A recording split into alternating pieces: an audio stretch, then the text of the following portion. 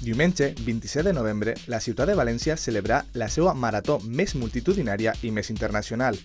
Quasi 6.000 atletes de totes les parts del món participaren en esta mítica prova. Entre els milers de corredors cal destacar la nombrosa participació del Club d'Atletisme de Puçol. En total, 23 atletes del nostre poble, 7 homes i 7 dones que amb esforç, sacrifici i il·lusió superaren el repte físic y mental de la marató. Es fundamental la ilusión, tener ilusión por ponerse el reto de terminar una distancia que tiene el halo no sé, de una reminiscencia histórica y que da mucho pedigrí a aquel que lo termina, ¿no? Ya terminarlo es un éxito. Aquí en España en concreto menos, pero de los Pirineos para arriba o en Estados Unidos terminas una maratón, aunque seas el último y eres un héroe. Entonces eso es lo que he intentado inculcar, que hay que tener una parte mental muy fuerte, hay que ser muy fuerte y no dudar que el entrenamiento diario es lo que te va a dar la base para al final terminar la maratón y estar seguro de que lo vas a hacer. Es ir como construyendo una casa cimiento a cimiento por abajo. Si entrenas bien, eso te va a ir dando seguridad. Además, la planificación del entrenamiento lleva a correr también carreras que se van aproximando a la distancia de maratón, aparte de los largos, como es hacer test sobre medias maratones. Entonces eso es lo que te tiene que ir dando confianza, es muy mental. Y el día de la carrera, sobre todo, tienes que estar seguro de que vas a ser capaz de llevar el ritmo que te has marcado del principio, ser constante en eso e ir dejando pasar los kilómetros hasta terminar la maratón, pero hay que ser muy fuerte, que vienen problemas de todo tipo, musculares, de respiración, pero hay que seguir adelante. Elisabeth Ros, David García i Joan Ros són 3 dels 23 herois de Puçol que van seguir endavant i que no es van aturar fins a completar els 42,195 quilòmetres de la Marató de València. Una experiència inoblidable que es va començar a forjar este estiu, amb disciplina i molt entrenament.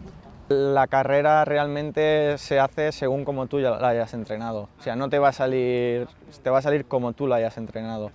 Y más o menos sobre 3 meses antes empiezas a prepararte, empiezas de menos a más, o sea, al principio empiezas un poco más suave, ya vas subiendo, cuando faltan 2 meses empiezas a incrementar los entrenamientos.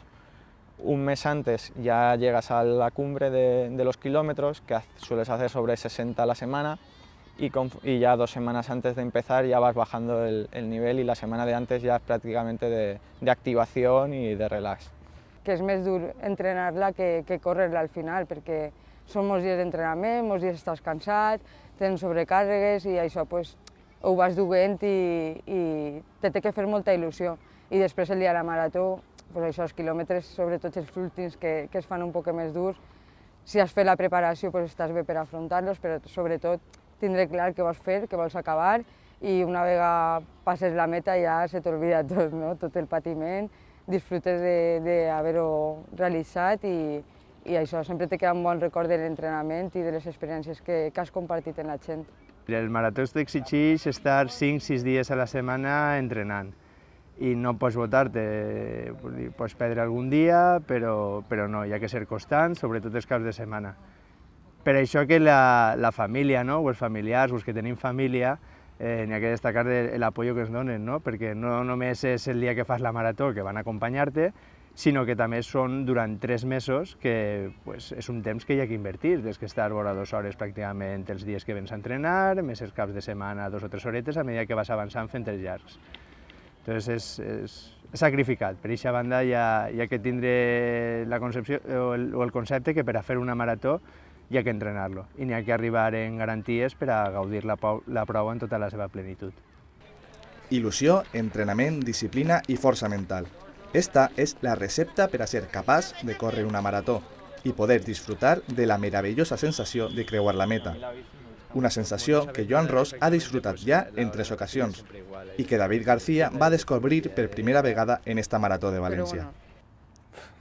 Te sientes, es una satisfacción plena, te sientes muy bien y es muy duro, se te pasan muchas cosas durante la carrera por la cabeza, que no lo vas a conseguir, a los 2 pasos que cómo no lo vas a conseguir, que tú puedes, se te pasan muchas cosas por la cabeza.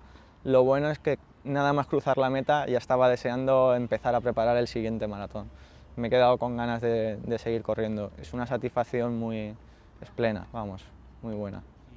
És una sensació, vamos, fiquen els pèls de punta perquè, clar, és molt de sofriment, dus els teus ritmes, normalment quasi tota la gent sol arribar fins al quilòmetre 27, 28, 29, prou bé, mantenint el seu ritme, i realment a partir del 32-33 la carrera canvia, és una carrera ja molt interior, amb la gent animant, on només penses en la meta, els últims quilòmetres sempre es fan una mica llargs, i bueno, jo en particular, pues, quan veus ja l'arc de meta i tal, pues, ja és una sensació, vamos, molt plena, molt plena.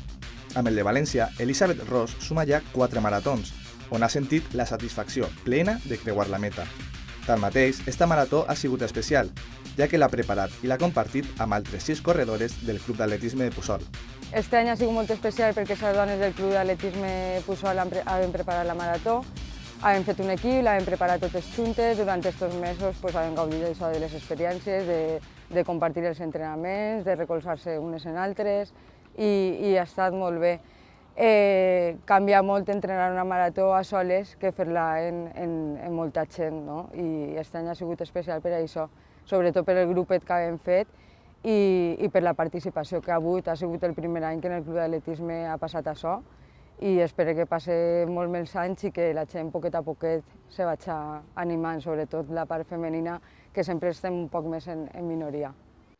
Cada vegada són més les dones que, com Elisabeth Ros, practiquen l'atletisme a Puçol. Per això, la maratoniana convida a la resta de corredores del nostre poble a unir-se al Club d'Atletisme de Puçol.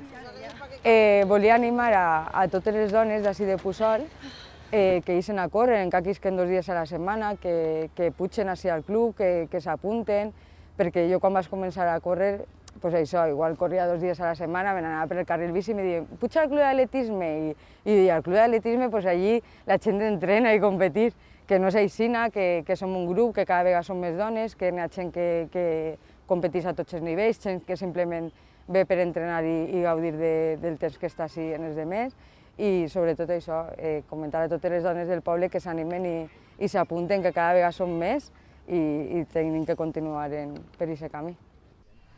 Si t'agrada córrer, no ho dubtes i fes-li cas a Elisabeth Ros. Apunta't al Club d'Atletisme de Puçol, la millor manera d'estar en forma i compartir amb gent com tu experiències inoblidables, com creuar la meta de la Marató de València. Ese fuego sonaba entre forques, pero sonaba a ritmo despacito. Y daba un poco de rollo. No sé si